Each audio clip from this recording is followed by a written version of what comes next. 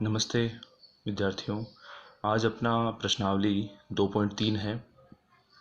इसका पहला क्वेश्चन में हमें बोला गया है कि x की cube plus 3x² plus 3x plus 1 को निम्न का मतलब ये नीचे इसके 5 क्वेश्चन और दे रखे हैं, 5 पॉइंट्स दे रखे हैं। तो निम्न से भाग देने पर मतलब इन सब का अगर हम इसमें भाग दें तो शेषफल ज्ञात करना है। क्या ज्ञात करना है? शेषफल ज्ञात करना है। एक अपना नियम होता है, किसी भी संख्या के निर्माण के लिए हमें एक सूत्र को ध्यान में रखना पड़ता है, जो हमने कक्षा अष्टमी में भी पढ़ा था कि भाज्य बराबर क्या होता है? भाजक गुणा भागफल और प्लस में क्या होता है? शेषफल। अब ये इसका मतलब क्या होता है? भाज्य कौन होता है, भाजक क्या होता है, भागफल क्या होता है और शेषफल क्या होता है? कोई भी संख्या ली अगर मैंने, जैसे मैंने कहा मैंने 27 लिया है और उस 27 में मुझे भाग देना है किसका? 4 का भाग देना है। तो 27 में अगर मैं 4 का भाग दूंगा तो 6 बार तो भाग पूरा जाएगा और शेषफल बाद में कितना बचेगा? 3 बचेगा और भाजक कितना है? 4 है। मतलब अगर मैंने 27 में भाग दिया किसका? 4 का, तो भाग कितनी बार जाएगा? 6 बार जाएगा। तो नीचे शेषफल कितना बचेगा? 3 बचेगा। तो इसको इस रूप में कैसे लिखेंगे? भाज्य का मतलब जिस संख्या में आप भाग दे रहे हैं उसको भाज्य बोलते हैं। मतलब यहाँ पे कितना आएगा? 27। भाजक का मतलब जिसका आप भाग दे रहे हैं वो संख्या। तो किसका भाग दे रहे थे अपन? 4 का। भागफल मतलब जो हमारा आंसर आया वो, और प्लस शेषफल का मतलब ये 3 हो गया। ठीक है, तो ये रूल अपने को ध्यान में रखना है। इस बात का आप ध्यान रखिए, किसी भी संख्या के निर्माण के लिए अपना एक निश्चित रूल है, फॉर्मूला है। वो क्या कि भाज्य बराबर भाजक गुणा भागफल प्लस शेषफल। अब हमें भी क्या करना है? हमें भी यही करना है कि इस संख्या में इसका भाग देना है और क्या ज्ञात करना है? शेषफल ज्ञात करना है। तो 2 तरीके हैं भाई। पहला तो है तरीका कौन सा? भाग विधि का। पहला तरीका कौन सा है? भाग विधि का। और दूसरा तरीका जो है वो किसका होगा? शेषफल का। तो सबसे पहले मैं आपको ये टिपिकल वाला थोड़ा सा टिपिकल मेथड है ये करवा रहा हूँ, उसके बाद अपन शेषफल की बात करेंगे। तो सबसे पहले भागफल विधि। भागफल विधि में कैसे होगा कि किस संख्या में भाग देना है भाई? इसमें भाग देना है। किसमें? x की cube plus 3x² plus 3x plus 1 में हमें भाग देना है। किसका भाग देना है? x प्लस 1 का। बिल्कुल ध्यान से समझिएगा, हर एक स्टेप इसकी इम्पोर्टेंट है। मैं साथ में कुछ वर्किंग नोट भी बनाऊंगा तो उनको भी थोड़ा सा ध्यान से समझिएगा। तो वो क्या? देखो, x प्लस 1 का भाग देना है इसके अंदर। तो भाग कैसे लगेगा? सबसे पहले यहाँ जो भी पहला पद होगा उस पहले पद में इस पहले पद का भाग देना है। तो कैसे? जैसे मैंने कहा x की क्यूब में भाग देना है मुझे किसका? x का। अब एक बात सोचिए, x की क्यूब का मतलब यहाँ पे x कितनी बार है? 3 बार। और यहाँ पर x कितनी बार है? 2 बार। मतलब मैं इसको ऐसे भी कर सकता हूँ, लिख सकता हूँ ऐसे। इससे ये कट गया तो बच गया कितनी बार? 2 बार। और 2 बार बचने का मतलब है x की स्क्वायर। मतलब इस पद में अगर मैं इसका भाग दूं तो मेरा आंसर कितना आएगा? x² आएगा। मतलब x² बार भाग चला गया इस पहले पद में। अब क्या करना? अब ये करना कि यहाँ ये जो भी भाग आया है या जो भी भागफल आया है उस भागफल को इन दोनों से मल्टीप्लाई करना है। इन दोनों से मल्टीप्लाई करना है। देखिए, x² को x से गुणा करूंगा तो वापस क्या आ जाएगा? x की क्यूब। फिर x² को 1 से गुणा करूंगा तो कितना आ जाएगा? प्लस का 1x²। समझ आ गई बात यहां तक? अब इसके आगे क्या करना? इसके आगे सीधा सा है जो हम हमारे सामान्य भाग में करते हैं, लाइन खींचना नीचे और ऊपर वाले पद में से नीचे वाले पद को माइनस करना। मतलब इसमें से इसको माइनस करेंगे तो यहाँ माइनस का चिन्ह, और ये प्लस है तो यहाँ भी माइनस का चिन्ह। अब क्या होगा? अब ये होगा कि साहब ये दोनों तो आपस में कट जाएंगे, क्योंकि x की क्यूब में से माइनस का x का क्यूब घटेगा तो 0 बचेगा। इधर अगर देखें तो ये तो था 3 और ये था 1। अब 3 में से 1 अगर कम हो जाएगा तो बचेगा कितना? 2 और x² का x² रहेगा। अब आगे वाले पद लिख लेंगे। आगे वाले पद कौन से हैं? 3x है तो उसको लिख लिया। अब वापस से 1 प्लस 1 और है तो उसको भी लिख लिया। अब आगे वापस वही प्रक्रिया वापस से। अब पिछली बार क्या किया था? x की क्यूब में x का भाग दिया था, इस बार 2x² में x का भाग देंगे। तो कैसे लगेगा? वही है, 2x² में किसका भाग दिया? x का। तो इस 2x² को मैं ऐसे भी लिख सकता हूँ 2 गुणा x बटे में कौन है x। तो इस x से ये कट गया तो बच गया कौन 2x। इसका मतलब इस 2x स्क्वायर में x का जब मैं भाग दूंगा तो भाग कितनी बार जाएगा 2x बार जाएगा। कितनी बार जाएगा 2x बार जाएगा। तो ये हो गया 2x। अब इस 2x को इन दोनों से गुणा करना है, ध्यान से समझना। पहले पद में यहाँ के पहले पद का भाग देना, फिर जो भी भागफल आएगा उस भागफल को इन दोनों पदों से मल्टीप्लाई करना। तो 2x को x से गुणा करेंगे 2x स्क्वायर, 2x को 1 से गुणा करेंगे 2x, दोनों प्लस के रहेंगे क्योंकि ये भी प्लस का है और इधर भी प्लस के। अब वापस से वही प्रोसेस है कि ये माइनस हो गया और ये भी माइनस, तो ये तो कट गया। बचा क्या, बचा ये कि साहब 3x में से 2x को अगर मैं घटाऊं तो कितना बचता है 1x बचता है, और प्लस का कितना बचेगा 1 बचेगा।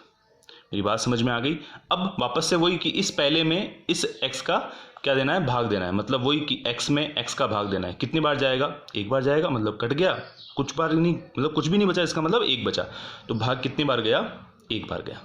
भाग कितनी बार गया 1 बार। अब इस 1 को मल्टीप्लाई कर देंगे इन दोनों से। 1 को x से गुणा किया x, 1 को 1 से गुणा किया 1। अब वापस से वही प्रोसेस कि भाई यहाँ भी माइनस होगा और यहाँ भी माइनस होगा, तो ये दोनों आपस में कट गए, शेषफल कितना बचा 0 बचा। इसका मतलब ये हुआ कि इस पहले प्रश्न का, ये जो अपना पहला प्रश्न है, पहला पॉइंट है, क्या पूछा गया कि x³ plus 3x square plus 3x plus 1 में निम्न में से भाग देंगे तो शेषफल ज्ञात करो। तो पहले का x प्लस 1 जो है उसका भाग शेषफल कितना आएगा 0 आएगा।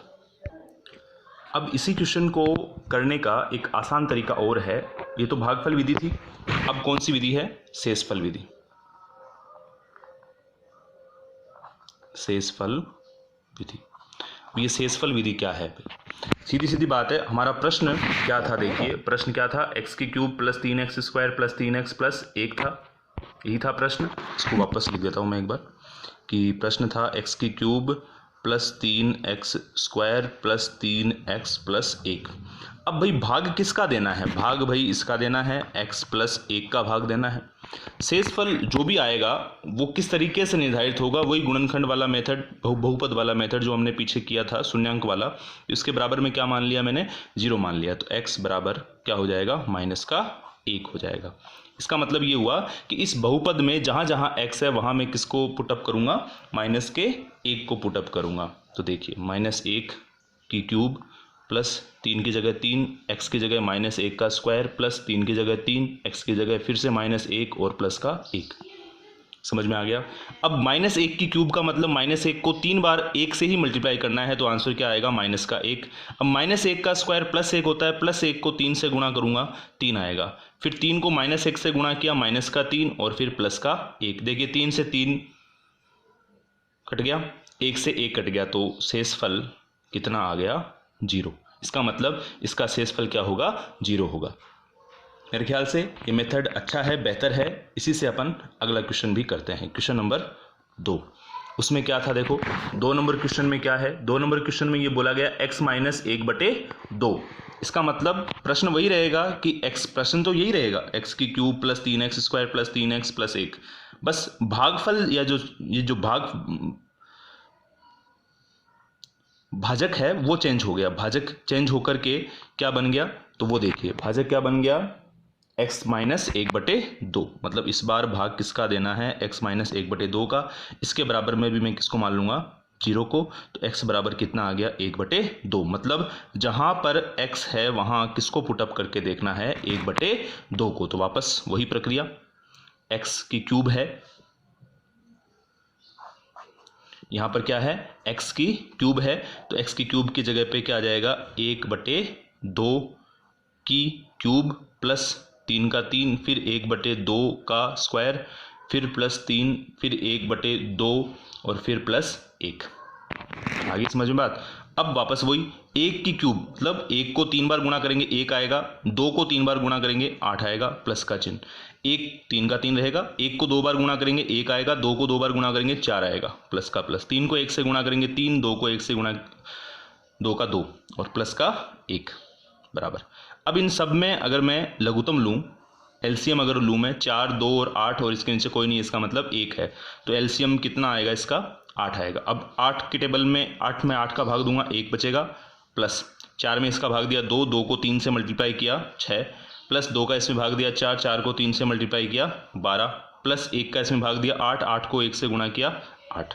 इनको जोड़ेंगे 12 और 8 20, 20 और 6 26, 26 और 1 27/8। इसका मतलब इस प्रश्न का जो शून्यांक है, सॉरी जो शेषफल है वो कितना आएगा, 27/8 आएगा। इसी तरीके से अपना क्वेश्चन नंबर 3 देखिएगा। अभी हमारा ये जो क्वेश्चन नंबर 3 है उसमें केवल और केवल हमें क्या दे रखा है, x दिया हुआ है।